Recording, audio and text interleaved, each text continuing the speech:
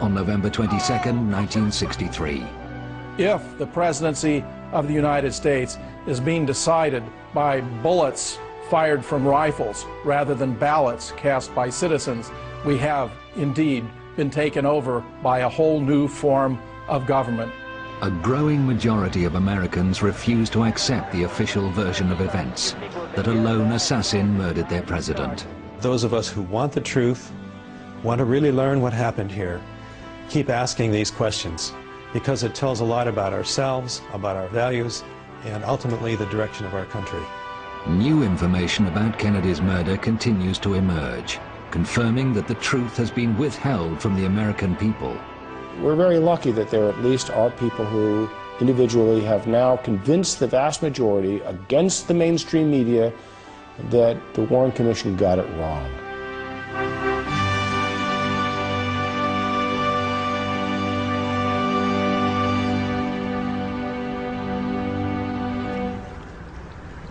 From his hometown of Duluth in Minnesota, one of those questioning critics of the official version of events is Professor James Fetzer. The resurgence of interest in the death of JFK had repercussions when Congress passed the JFK Records Act in 1992 that created a 5-civilian-member board entrusted with the responsibility to review and declassify documents that were held by the CIA, the Secret Service, the Office of Naval Intelligence, and so forth. We know from its own report that it had some significant failures. For example, and the Secret Service, which deliberately destroyed motorcade records that would have revealed that the motorcade in Dallas was a travesty, a violation of at least 15 different Secret Service policies for presidential protection. This behavior on their part raises the most serious and disturbing questions about their complicity in the entire affair. From the moment he arrived in Dallas, the president's protection was suspect, according to Vince Palomara, a Secret Service expert. There was last-minute changes invoked by the Secret Service involving President Kennedy's security. Specifically, agents were told not to ride on or near the rear of the limousine. Now, these orders were funneled from the Assistant Special Agent in charge of the White House detail, who was the planner of the Texas trip, Floyd Boring, to one of his assistants, a shift leader by the name of Emory Roberts, who was in charge of the follow-up car. You can see an agent, Henry Ribka, doing his normal duty, jogging beside the limousine, when in the follow-up car, you can see Emory Roberts stand up and wave him back, and you can see a very perplexed Agent Ribka waving his arms in the air several times in seeming disgust. There was another last-minute change made at Love Field, invoked by the Secret Service. The Dallas Police Department motorcycle outriders were told not to be beside the car. It went from 4 to 6 down to a measly 2 riders on each side, and to add insult to injury, they were pushed further back in the motorcade by those agents not being by the car, by those motorcycle officers not being in their position. It opened up President Kennedy to a field of fire from in front and from the rear. In the months before the trip to Texas, there had been a growing number of threats against the president's life. Despite the increase in conspiratorial activity in the month of November 1963, in the apparent red alert the Secret Service appears to be under in response to this activity, the agency acts in the opposite fashion and actually reduces the security and acts like no threats on the president's life are occurring. Why? Uniquely on that day in Dallas, the press, the camera crews, Kennedy's military aide, who would normally sit in the front of the president's car, and even his personal physician, were all relegated to the rear of the motorcade by the Secret Service. In a conventional motorcade, the president would be somewhere in the middle, surrounded by security and the press. In this case, the presidential limousine was set right out in front of every other limousine, which of course is the reason why the Secret Service destroyed the records of its own motorcades when they were asked for them by the Assassination Records Review Board. The most suspicious behavior by shift leader Emory Roberts was to be at the time of the shooting in Dealey Plaza. Tragically, he actually ordered the agents not to move during the heart of the shooting. Agent Sam Kinney, who drove the follow-up car, admitted as much to me and told me, quote, exactly right, end quote. And all these deficiencies begin and end with the Secret Service, because they were the prime movers. They were the ones who were directing the security arrangements from Washington up to and including in the heart of Dallas during security meetings. They were the ones that gave out assignments, vetoed or approved of security arrangements. So the buck stops with them. At Parkland Hospital after the president's death, the media were reporting that the fatal shots had come from in front of the presidential car. A press conference was conducted by Acting Press Secretary Malcolm Kilduff at 1:30 after the president had been pronounced dead at 1 o'clock. Malcolm Kilduff explained that it had been a simple matter of a bullet right through the head while pointing to his right temple and attributing that finding to Admiral George Berkeley, who was the president's personal physician. This wound to the right temple and another wound to the throat, 3 different times described as a wound of entry, were widely broadcast on radio and television that afternoon. They were quickly suppressed because, of course, they contradicted the official government account, which was that 3 shots had been fired, all of them from above and behind. Connie Kritzberg was a reporter for the Dallas Times-Herald on November 22, 1963. A couple of hours after the assassination, she did a phone interview with 2 of the principal doctors who had tended Kennedy. I talked to Dr. Kim Clark, who was head of neurosurgery at Parkland Hospital, and Dr. Malcolm Perry. So I asked, how many wounds were there in the president? And I was told Dr. Kim Clark said there was a gaping wound in the back of the head. And Dr. Perry said, the wound I was working on was an entrance wound in the neck. And I asked him where it was located. I asked him, was it below the Adam's apple? He said, yes, it was in the midline, in the front of the neck, below the Adam's apple. And he said 3 times that it was an entrance wound from the front. And so I wrote a very simple story, only about 12 inches long as we measured stories, and turned it in. The next morning, Connie found the story she filed had changed. I found in the story, in about the 3rd paragraph, there had been a very unprofessional sentence inserted. It said, a doctor admitted there was possibly 1 wound. So I was very upset. I called the city desk and I talked to one of the assistant city editors whom I respected quite a bit, and I said, who changed my story? Who put in that sentence? And he immediately knew what I was talking about. He said, the FBI. A story couldn't be printed that there was more than 1 shot and that 1 came from the front. It had to be altered, no matter how crudely, to conform to the official story that there were 3 shots from 1 place, from 1 man, and it was only 1 man who committed the murder.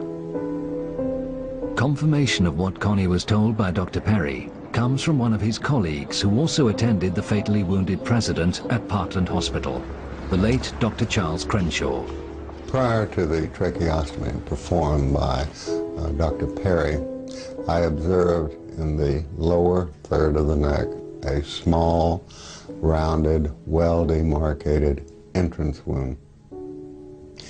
This was obliterated by the tracheostomy. I observed in the lower third of the neck a small, rounded, well-demarcated entrance wound. This was obliterated by the tracheostomy in that Dr. Perry made the tracheostomy incision through the entrance wound. Different parts of the tissues were spread. He then made the incision into the trachea, and through the hole that had previously been made by the entrance of the bullet, the tracheostomy was put in place. Radio reports from Dallas that afternoon mentioned the small round wound of entry in the front of the president's neck. They were heard by the late Dr. Robert Livingston, who was then scientific director of the National Institute for Mental Health. The reports had been that the president had been shot from the rear, from the 6th floor of the Texas School Book Depository building. And the evidence at hand from the Parkland Hospital doctors of a small, neat wound in the neck was contradictory to that, or at least complementary to that, in the sense that it required that there be a shot from in front, so that if he were shot from the rear, he was also being shot at the same time from in front. So I wanted to tell whoever was going to do the autopsy about that, and so I telephoned Bethesda Naval Hospital. The officer of the day I knew, and he put me quickly through to Dr. James Humes, who was going to head the autopsy team. He was very cordial, and we had a good conversation, brief. He had not heard about the neck wound. I told him that it was important because it was a wound of entrance, and I told him that it should be explored completely for its track and to find any bullet or fragments of bullets that would remain, and particularly emphasized that it had to be a frontal wound since there was no tearing of the tissues. He left the telephone momentarily and came back and said, "Dr. Livingston, I'm sorry, I can't continue this conversation. The FBI won't let me." Humes later claimed he only learnt about that bullet wound after the autopsy from one of the Dallas doctors. He never examined it. I'm absolutely certain about that telephone call. I'm sure that Dr. Humes got a clear impression from me about the neck wound representing a wound of entrance. Further corroboration of a shot fired from in front of Kennedy's car came from the late Dr. Evalia Glanges in her only filmed interview. She was no stranger to guns. I've been handling guns since I was a child. Couldn't even hold the gun. I had to put it on the fence in order to shoot it. Paul! On the morning of November the 22nd, 1963, I was a second-year medical student at Southwestern Medical University in Dallas, Texas. We ran around the side of the building to the emergency room exit, and the presidential limousine was there. Had been standing there for some time just watching the back of the emergency room when I realized that there was a bullet hole in the windshield. Talked to my friend next to me and said, "Look, there's a bullet hole in the windshield," and pointed it out to them. At the time, I did not know any of the details of the shooting. I was quite shocked when I looked up and saw the bullet hole, but it was very clear. It was a through and through bullet hole through the windshield of the car from the front to the back. I don't believe there's even any cracks associated with that bullet hole. It seemed like a high velocity bullet that had penetrated from front to back in that glass pane. At which point a security officer of some type raced forward and jumped in the limousine and drove it off, even as I was leaning against it, to an area back of us somewhere.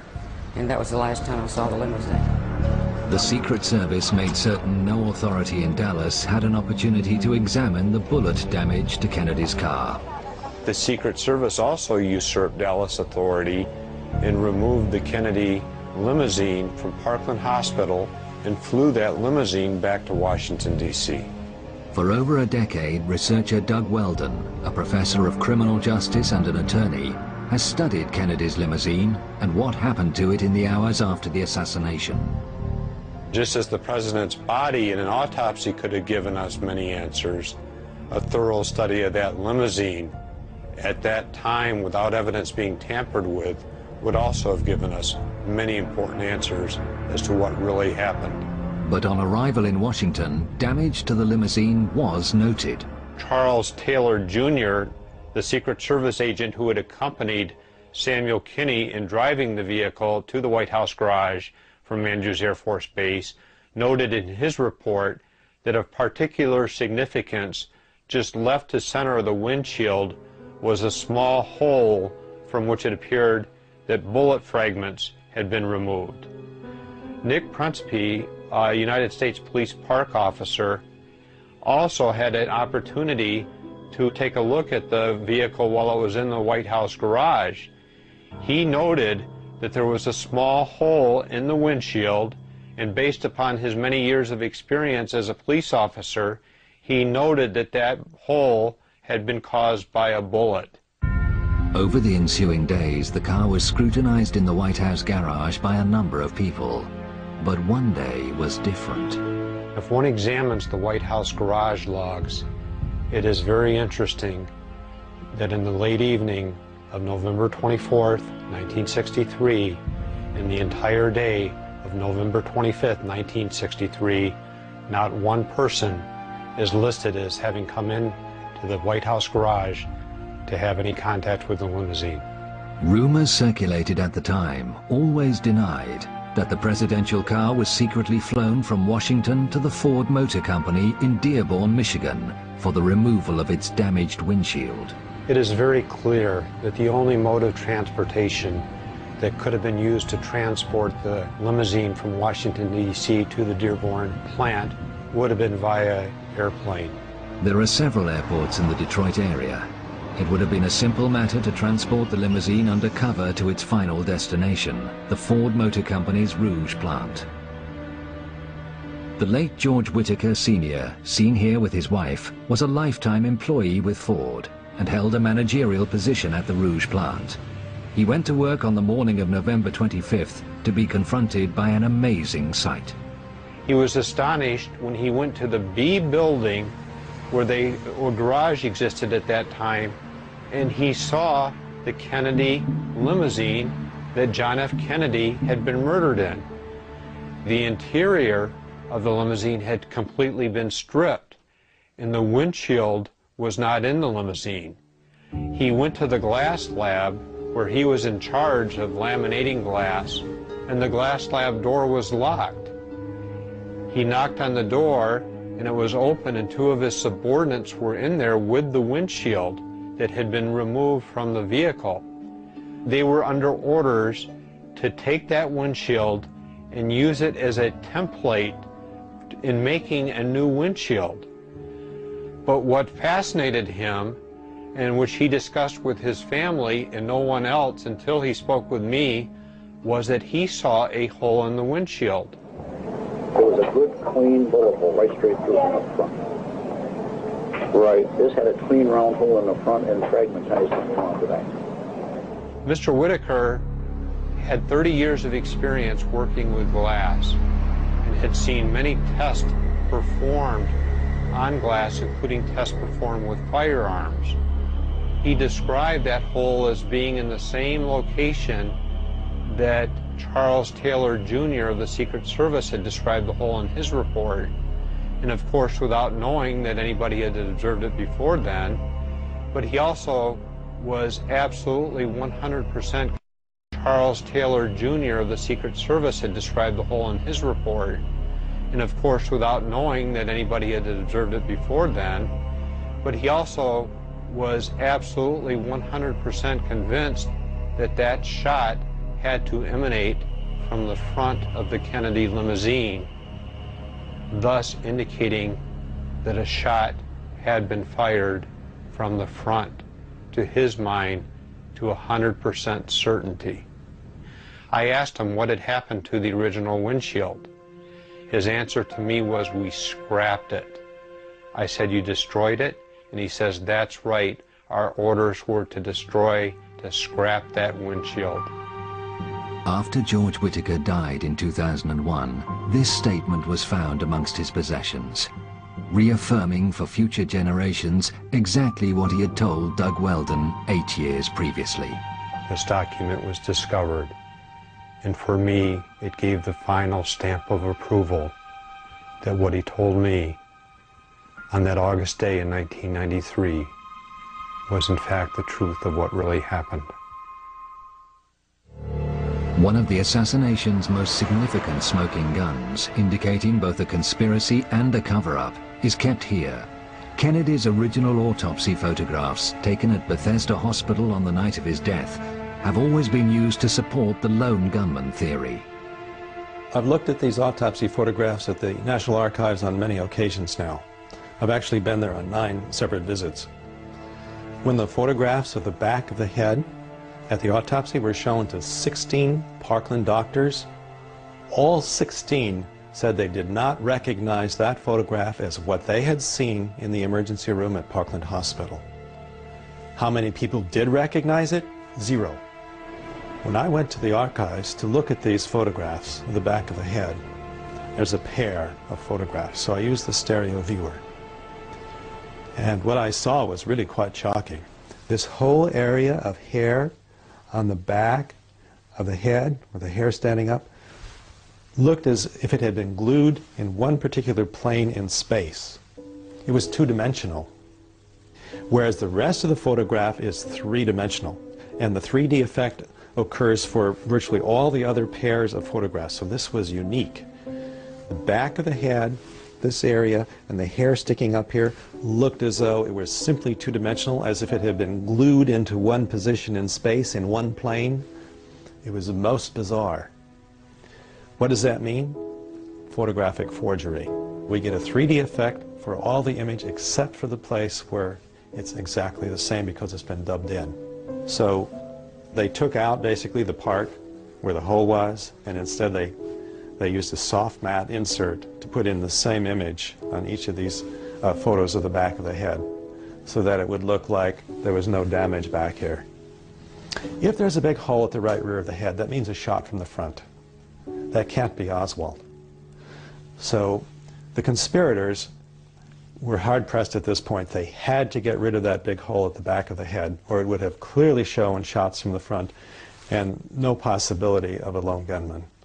Remarkable testimony regarding the autopsy photographs comes for the first time from veteran World War II photographer Joe O'Donnell. He worked for the State Department and then the U.S. Information Agency for a total of 23 years, serving with distinction under 6 presidents. He was devastated by Kennedy's death. He was a fine man, he really was. And I hate to say it, but I really loved him. I really did. Wonderful person. A close colleague of Joe's for many years was the late Robert Knudsen, a Navy photographer who was permanently attached to the White House. He didn't have many friends, not in the press. They were envious of him. But he was a very nice fellow. We always got along great. On the night of Kennedy's assassination, Robert Knudsen never came home. He returned to his family 3 days later, deeply disturbed. He told them he had taken many photographs of the president's body in the morgue at Bethesda, and that it was the hardest assignment he'd ever had. He said the Secret Service had controlled all of the film. A few days after the assassination, I was at the White House in the press room, and Knudsen came to me, and he said, Joe, I have something I want to show you. So I went back to his sort of a workroom, and he pulled out an envelope and showed me about 12 pictures, 5 by 7, and had all these pictures of the president on his stomach and on his back, and could see the hole here, about 3/8 of an inch, and the back of his head above the line, big hole about the size of a grapefruit. And then a couple days later, maybe a day later, he said, Joe, have a minute? And I said, sure. He said, I want to show you something. Those pictures I showed you the other day, these are the same ones, but a little different. And I said, what do you mean? He said, let me show you. He got the first one out, and I said, no hole. He said, no, they covered it up. And I looked in the back. The hole was neatly covered up. And I said, who did that? He said, well, I didn't do it. I said, well, I'm not saying you did, but I'm surprised. There is no record of Robert Knudsen attending Kennedy's autopsy, yet he had photographs in his possession that had clearly been altered to disguise a shot from the front. These photographs were always in the control of the Secret Service. So whoever changed this, whoever modified it, either had to be in the government or had to have the approval of the government to do this. We certainly can't imagine the Mafia, for example, doing this, or the Soviets. There's just no way. It had to be someone with government approval. The government continues to be haunted by the discrepancy between the wounds the autopsy photographs show and what the Dallas doctors actually saw. In the late 70s, the House Select Committee on Assassinations looked at the evidence of the Kennedy assassination, And one of the most disturbing things about that evidence when they looked at it was the fact that there were a team of doctors where Kennedy had been taken right after he was shot in Dallas. These are Dallas doctors who were experienced in trauma who had said he had a hole in the back of his head. The House Select Committee on Assassinations was trying to say that Oswald had done it, and with a hole in the back of the head, if you're being shot in the back and the bullet blowing out in front, that doesn't fit. So the House Select Committee reported that it had refuted the Dallas doctors. The Dallas doctors had all got it wrong because they had better witnesses. Their witnesses were the witnesses who were there in the morgue during the autopsy. And they said that 26 witnesses that they'd interviewed all endorsed the autopsy photographs showing the head wound up here. None of them agreed that there was a wound back here. There is no medical evidence that President Kennedy was hit from the front and to the right. But they didn't let us see the interviews. They didn't let us see the documents that these people had prepared. In fact, they were scheduled to have been suppressed until 2028. When the documents tumbled out in the mid-1990s, lo and behold, the autopsy witnesses, who the House Select Committee had interviewed, said the same thing the Dallas doctors did. The hole in the head was back here. They drew diagrams showing a hole in the head back here or back here, and it became very apparent that the House Select Committee had just interviewed these people, suppressed their testimonies, and then misrepresented them in their report. The forensic pathological panel simply says that if he was shot at from the front and to the right, the shot missed. The doctors who were supposed to evaluate the medical evidence for the House Select Committee on Assassinations never saw these suppressed interviews where not only were the Dallas doctors saying there's a hole in the back of the head here, but so were the morgue witnesses saying there was a hole in the back of the head. So it was a complete abomination. It was perhaps the most dishonest thing that was ever done, and it was apparently done to keep Oswald as the central figure in this scenario. As the cover-up of Kennedy's murder slowly unravels and the true picture unfolds, new smoking guns are revealed. This is the Field of Honor in Restland Cemetery, Dallas. In this scenario. As the cover-up of Kennedy's murder slowly unravels and the true picture unfolds, new smoking guns are revealed. This is the Field of Honor in Restland Cemetery, Dallas, and the burial site of a professional mortician laid to rest here by his colleagues on February 17, 1974. This plaque marks the life of a mysterious man whose links to the Kennedy assassination are only just beginning to emerge. His name was John Liggett. He is remembered as a highly skilled embalmer by a former friend and co-worker, Charles Smith. If he'd have to build a lip or a nose or build an eye orbit or an ear, he may work all night long doing the reconstructive work on someone that had been maybe shot in the face or an automobile accident. He was the best. He would tell you he was the best.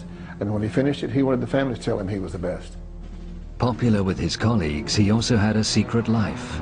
There'd be days when John would call and say, I need to miss tonight, or I'm not going to be there. Or, this happened quite a bit, that we didn't know where John was, and I don't know that management knew where he was. He would just call in and say, I need off. Never discussed where he was, and we didn't ask. A lot of fellow workers would wonder, why can he be gone 2 or 3 weeks, come right back in so easy? And we felt like if we were gone for 2 or 3 weeks, so there's no use in coming back. In a small town in Oklahoma, far from the rhythms of the big city, John Liggett is remembered by a former wife. Lois married him in Dallas after a whirlwind romance only 3 months before Kennedy's assassination.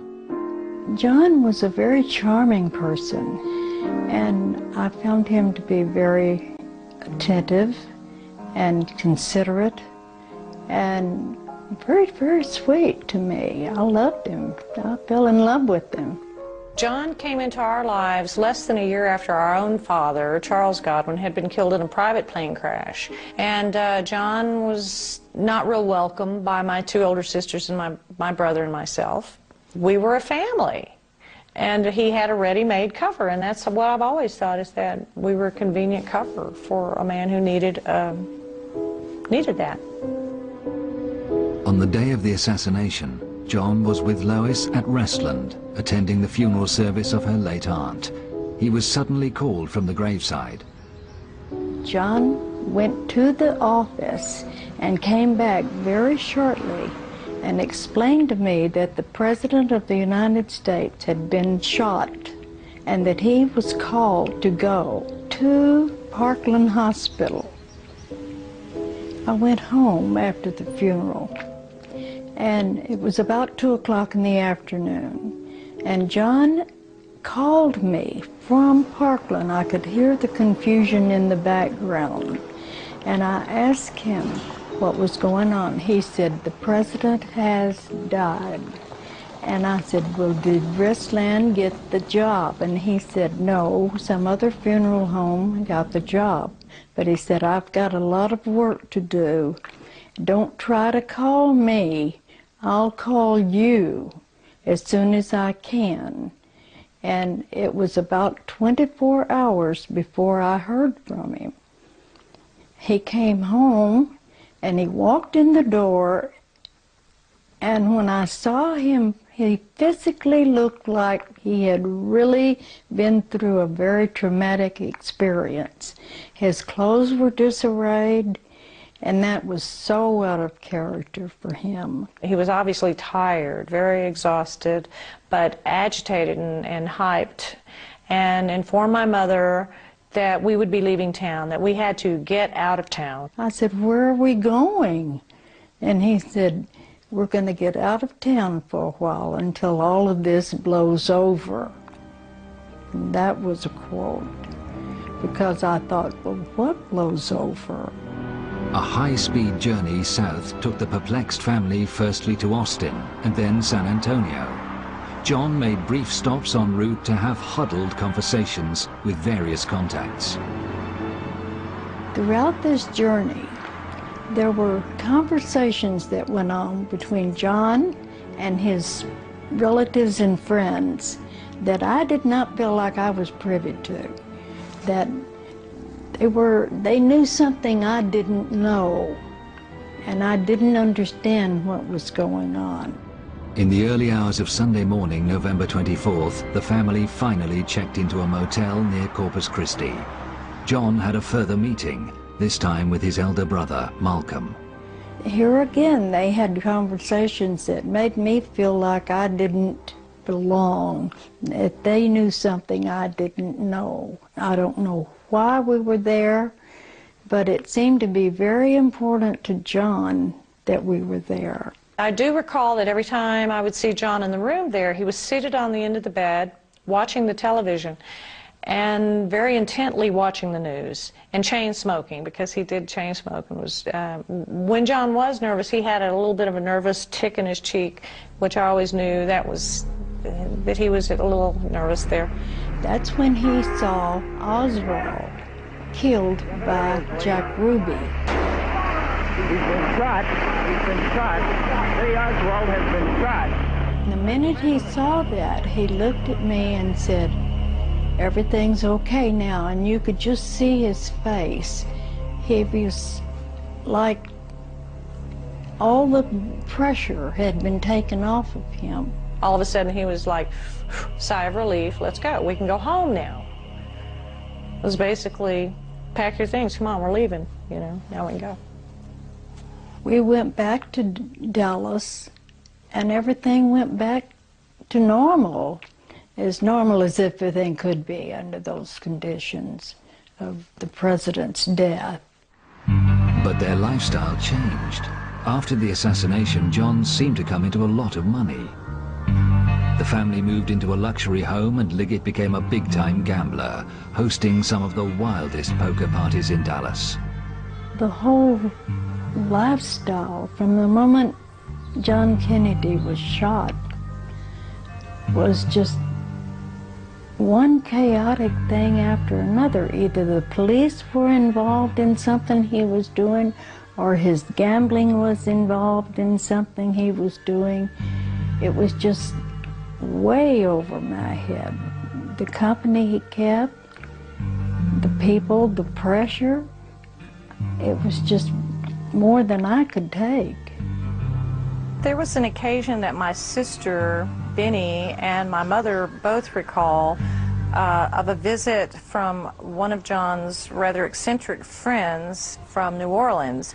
And he was a rather freakish character, and my sister claims that we made merciless fun of him, the kids, my brother, my sisters, because he was rather odd with the painted-on eyebrows and the wig. He was a rather freakish man. John said to us that this was a friend of his from the Civil Air Patrol, that they had been in Civil Air Patrol together. And we believe this was David Ferrie. David Ferrie was a prime suspect in the 1967 Garrison investigation into Kennedy's assassination. He was found dead in his New Orleans apartment before he could be interrogated. I really believe that John Liggett was somehow involved in the John F. Kennedy assassination. I think his role was to do something with the body. To the body, how alter it, fix it, I have no idea. Now, he may have even gone with it to Bethesda. He had plenty of time to do that. I think his job was to do something with that body of John F. Kennedy. Liggett's lifestyle led Lois to divorce him in 1966. They both remarried but remained close. In 1974, out of the blue, Liggett was arrested for attempted murder. Liggett's lifestyle led Lois to divorce him in 1966. They both remarried but remained close. In 1974, out of the blue, Liggett was arrested for attempted murder. This Dallas home was the scene of a vicious crime. Dorothy Peck, a friend of John Liggett's, suffered horrendous injuries and was left for dead, but survived to identify Liggett as her assailant. The police were swiftly linking him with other brutal killings in the Dallas area.